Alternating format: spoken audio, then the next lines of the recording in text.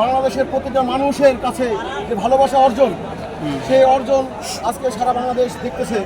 আমরা আশা রাখবো এবং আশা করি বাংলাদেশ জাতীয়তাবাদী কর্মজীবী দল প্রত্যেকটা মানুষের কাছে একটা জনপ্রিয় দল হিসাবে পরিচিত হবে।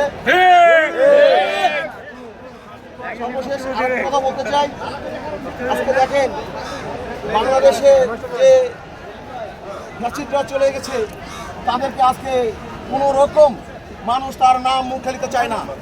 আমরা বলতে চাই যে এই ফ্যাসিস্ট আর বাংলাদেশে আসবে না।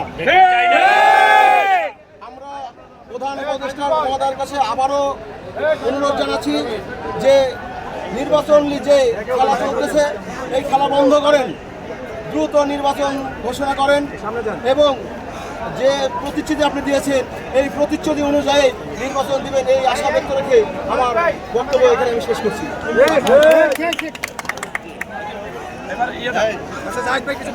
একটু দিয়ে দিক।